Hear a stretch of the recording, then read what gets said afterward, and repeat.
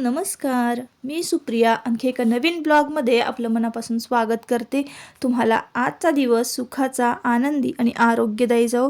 तुम्ही जी काही स्वप्न पाहिली असतील ती सगळी स्वप्न तुमची पूर्ण होत. त्याचबरोबर शुभ दुपार सर्वांना. दुपारची वेळ आहे आणि दुपारचं ना माझी इथं खरेदी चाललेली आहे. तुम्ही मागचा ब्लॉग पाहिला नसाल ना तर आवर्जून जाऊन बघा, कारण आपण निघालो होतो देवदर्शनासाठी आणि तिन्ही देवस्थानांची एकाच ब्लॉगमध्ये मी दर्शन घडवलेलं आहे. तर मागचा ब्लॉग जाऊन तुम्ही आवर्जून बघा, म्हणजे तुम्हाला हा ब्लॉग कळेल. तर आता ना गुरुवारी संध्याकाळी आमचं देवीच्या गाभाऱ्यामध्ये दर्शन झालं. फक्त परडी भरायची राहिली होती ना, तर ती आम्ही शुक्रवारी सकाळी भरलेली आहे देवीचं मुखदर्शन करून.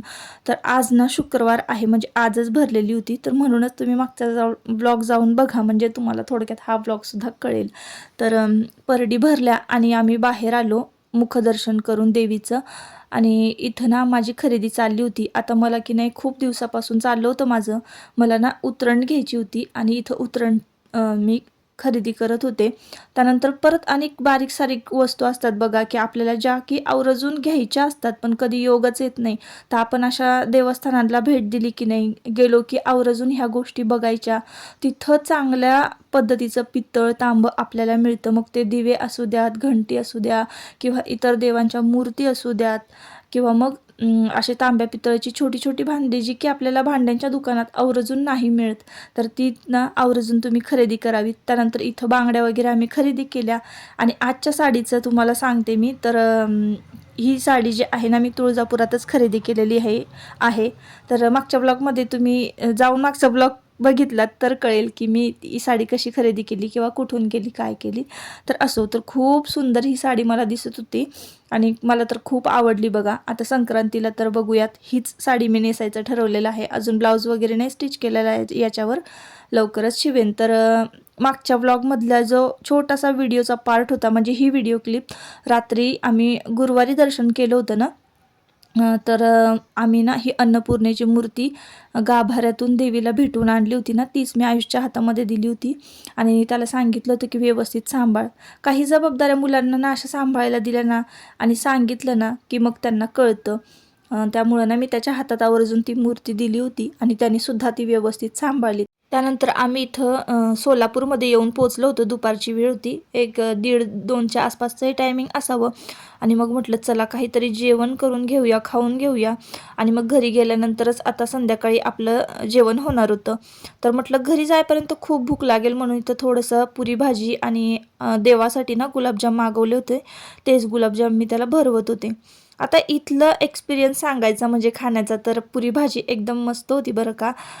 त्याच्याबरोबर जे ताक दिलं होतं ना खायला, ते तर एकदम खरंच भारी होतं. म्हणजे ते कॉम्बिनेशन, भाजी जी होती ना तिखट होती आणि ताक जे होतं ना थोडंसं असं थंड आणि गोड होतं. त्याच्यामुळं त्याचं कॉम्बिनेशन म्हणजे एकच नंबर होतं. आणि हे एक वेगळंच बघा, नवीन काहीतरी करायला शिकला होता. तर म्हटलं चला तुमच्याबरोबर शेअर करूया. तर देवाची ना हाडं इतकी लवचिक झालेली आहेत ना, इकडं तिकडं तो कसाही वळत असतो आणि उलटा नमस्कार मला करून दाखवत होता. तर ते म्हटलं चला तुमच्याबरोबर शेअर करूया. त्यानंतर मी ताक पित होते. खरंच एक नंबर कॉम्बिनेशन होतं आणि जेवण चांगलं होतं. पुऱ्याही खूप कमी तेलकट होत्या.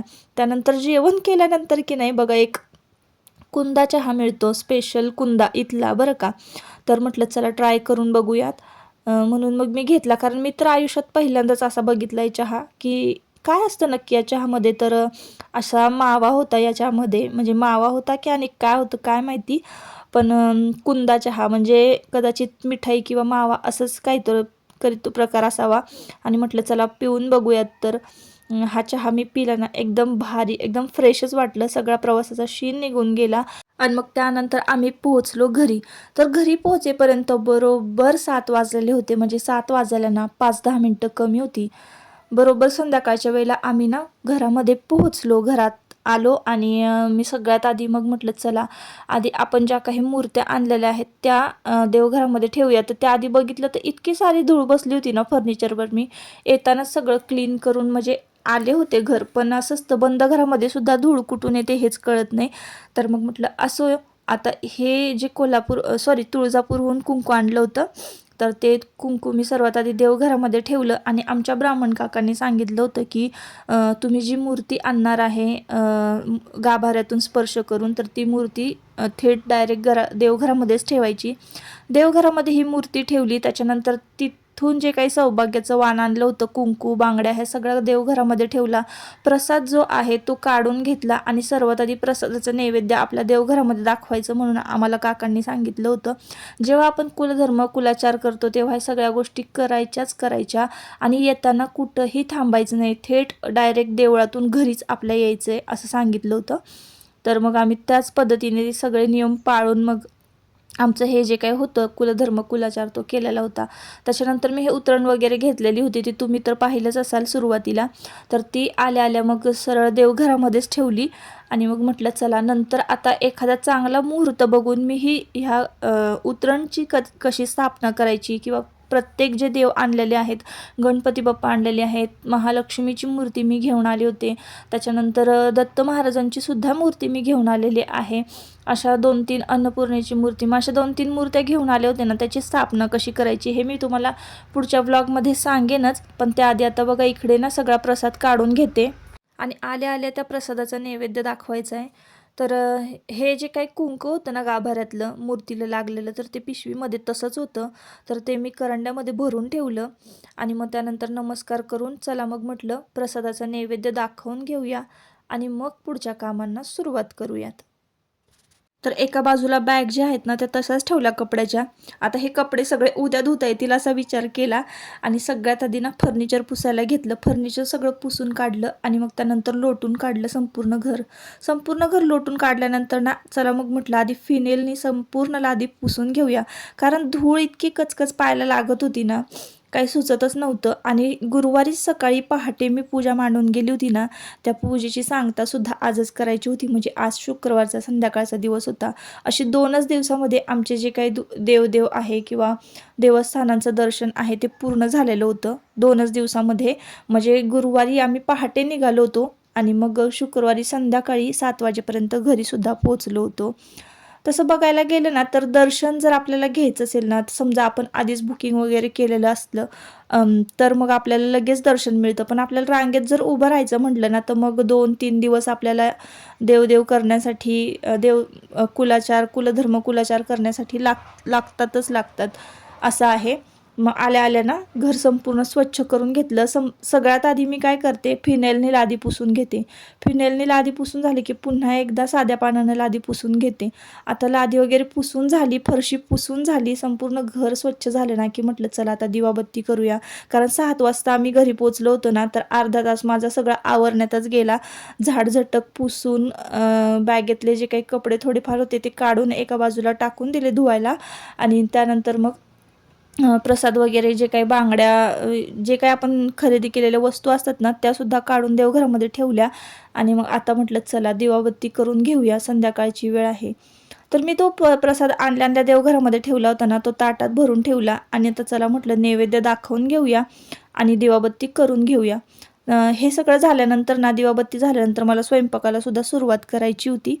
तर असो ताईंनो, आता खूप वर्ष आमचं चाललं होतं की आम्हाला देवस्थानी जायचं आहे, म्हणजे तुळजापूरला जायचं आहे आणि दर्शन करायचं आहे. आता तुळजापूरला आपण गेलो की अर्थातच आपण पांडुरंगाचं सुद्धा दर्शन घेऊन येतो, अक्कलकोटला सुद्धा जातो, तसंच गाणगापूरला सुद्धा जातो. गाणगापूरला जाण्याची खूप इच्छा होती पण योगच नव्हता बरं का.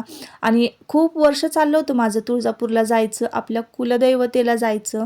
आणि कुलधर्म कुलाचार हा का करावा मी तुम्हाला थोडक्यात सांगते. आता तुमची श्रद्धा आहे की नाही मला माहिती नाही. ज्या लोकांची श्रद्धा आहे आपल्या देवांवर त्यांनाच ह्या गोष्टी पटतील. बाकी मला तरी असं वाटतं की श्रद्धा असावी, अंधश्रद्धा नसावी. हे तुम्हाला मी मागच्या ब्लॉगमध्ये सुद्धा सांगितलेलं आहे. तर कसं आहे ना, आपण कितीही प्रयत्न करतो बघा आपल्यावर. आता वर्षानुवर्ष आपण इतका प्रयत्न करतो, काहींची लग्न जुळत नसतात, काहींना योग्य ठिकाणी पाहिजे त्या ठिकाणी ॲडमिशन मिळत नसतं. म्हणजे कितीही चांगले मार्क असू द्यात किंवा कितीही आपण चांगल्या गोष्टी केले, कितीही चांगले प्रयत्न केले ना, तरी आपल्या मनोइच्छित आपल्याला पाहिजे अशा गोष्टी घडत नसतात. त्यासाठी आपण ना आपला कुलधर्म कुलाचार हा केलाच पाहिजे. वर्षातनं एकदा तरी आपल्या कुलदैवतेची खणनाराळाने ओटी भरणं असू दे किंवा परडी भरणं असू दे किंवा दिवटीला तेल घालणं असू दे, ह्या सगळ्या गोष्टी आपण केल्याच पाहिजे. कारण आपली कुलदेवी आणि कुलदेवता आपला कुळाचा उद्धार करणारी असते. आपल्या मुलाबाळांच्या प्रगतीसाठी म्हणा किंवा व्यवसायासाठी किंवा यशासाठी ही देवी नेहमी आपल्या कुळाच्या पाठीशी उभी राहते, आपल्या कुळाचं रक्षण करते असते.